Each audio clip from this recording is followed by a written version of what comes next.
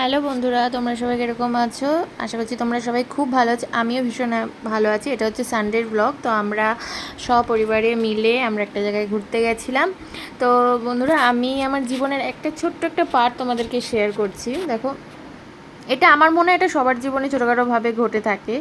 আমি শিখেছি নিজের জন্য বাঁচতে হয়। আমি জীবনে অনেক কিছুর ভিড়ে হেঁটেছি, অনেক মুখ চিনেছি, অনেক কথা কানে এসেছে, কিছু সরাসরি, কিছু ফিসফাস। প্রথম প্রথম খুব ভালো লাগতো, ভেতরটা যেন কেমন একটা কুচিমুচিভাবে ছিঁড়ে যেত, খুব কষ্ট লাগতো। চোখের সামনে হাসি, পেছনে বেশ বিষ।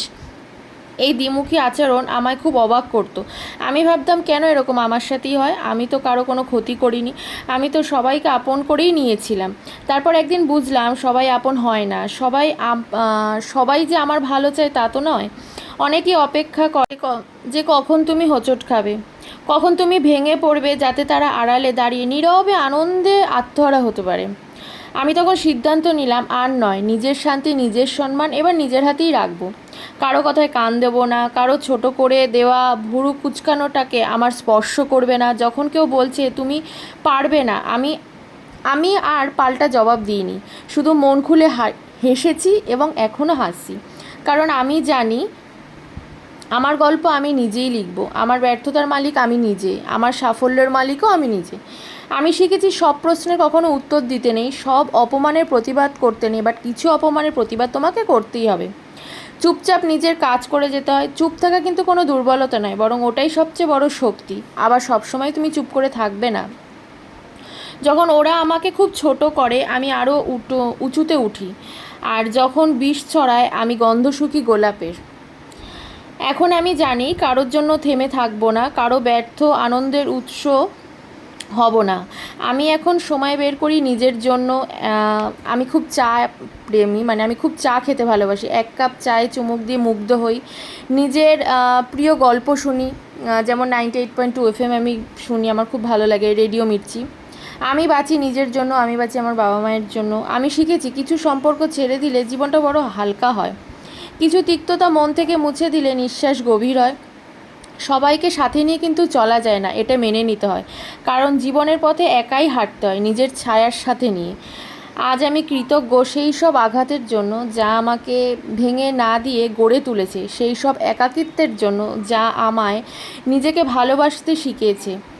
আমি এখন জানি আমি কারো প্রমাণ নয়, আমি কারোর গল্প নই। আমি নিজের গল্প, নিজের সৃষ্টি, নিজের শক্তি। আমি আর অন্য কারোর জন্য কোনো দিন থেমে থাকবো না। আমি সেটা বিশ্বাস করি এবং আমি সেটা করছি। আমি আর কখনোই অন্য কারোর জন্য বেশি ভেবে ফেলবো না। কেননা আমি আমার একটা টাইম যেন বন্ধুরা অনেক বন্ধু ছিল, কিন্তু আমি যাদেরকেই যেই উপকারই করেছি কি না, তারাই আমাকে বলেছে যে তুই তো আমার কোনো উপকারই করিসনি, তুই মানে কোনো দরকারে হয় না যে আমি ওকে যেমন নোটসের খাতা বলে, এছাড়া অনেক কিছু ছোটোবেলায় যেটা হয় এ বন্ধু ও বন্ধু হেল্প করে থাকি।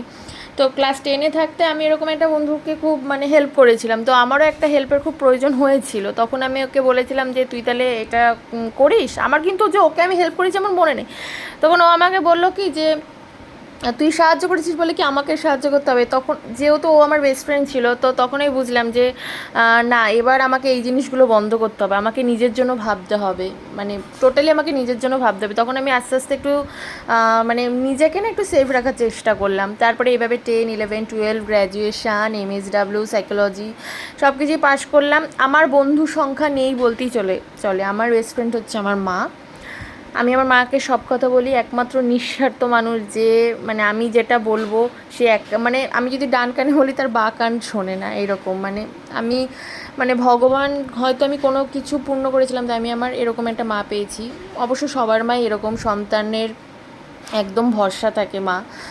তো আমার খুব ভালো লাগে, আমার পরিবারের সবাই খুব সাপোর্টিভ, যেমন আমার দাদা, আমার বাবা, আমার মা আছে, পরিবারের সবাই খুব সাপোর্টিভ, আমার মামা তো এরকম আছে। তো সবার নাম তো ওরকম ধরে ধরে বলা যায় না। পরিবারে আমার যতজন মেম্বার আছে সবাই, হ্যাঁ আমি বলবো না যে যে ওই পরিবারের হলো গিয়ে আমার কাকারা সাপোর্টিভ, আমার পিসিরা সাপোর্টিভ, বা আরও আদার্স যারা আছে তারা। আমি বলবো যে আমার পরিবার, আমার পরিবার বলতে আমার মা, বাবা, দাদা, বৌদি, তারপর হলো আমার মামা খুব সাপোর্টিভ আমাকে সবসময় তারা এগিয়ে যেতে সাহায্য করেছে। আর আমার মা সবসময় বলতো তোমার জন্য ওই চেয়ারটা আছে, তুই ওই চেয়ারটাতে বসবি, ওই বড় সিংহাসনটা বসবি, তবে গিয়ে আমার শান্তি হবে। তো এখন ঠাকুরের আশীর্বাদে, ভগবানের কৃপায় আর কিছু কিছু বন্ধুদের ভালোবাসায় আজকে আমি যতটুকু যা করতে পারছি, মানে মানুষের যেটুকু যা সেবা করতে পারছি সব তোমাদের ভালোবাসায়, তোমাদের আশীর্বাদে।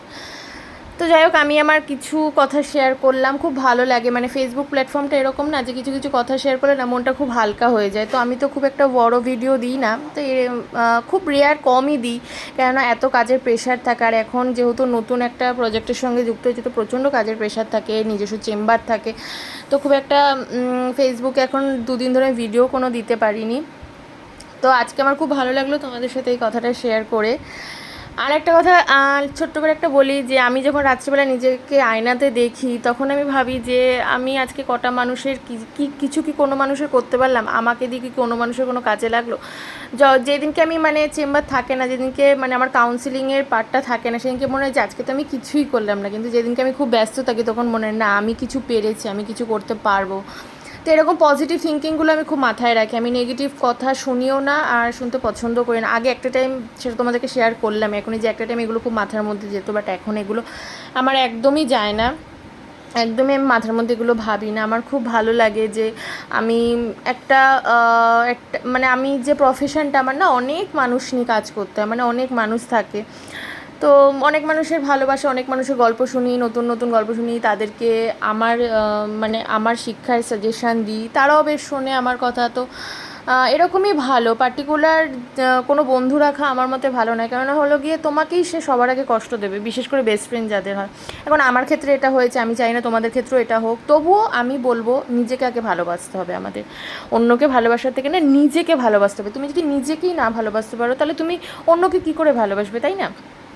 নিজের সেলফ রেসপেক্ট আগে করতে হবে, নিজেকে ভালোবাসতে হবে।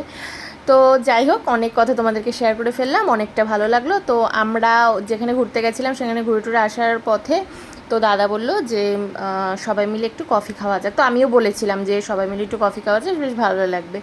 তো কফিটা খেয়েছিলাম, কিন্তু জানো আরেকটুখানি মানে ডার্ক কফি হলে ভালো লাগতো। মানে আমি একটু তেতো তেতো কফি বেশি ভালোবাসি, মানে কড়া কফি বেশি ভালোবাসি। আর আমাকে কীরকম লাগছে দেখতে অবশ্যই কমেন্টে বলবে। তোমরা খুব ভালো থাকবে, সুস্থ থাকবে। আর এই যে বিকালবেলা এখন বাড়িতে চলে যাচ্ছি, চলো টাটা, বাই।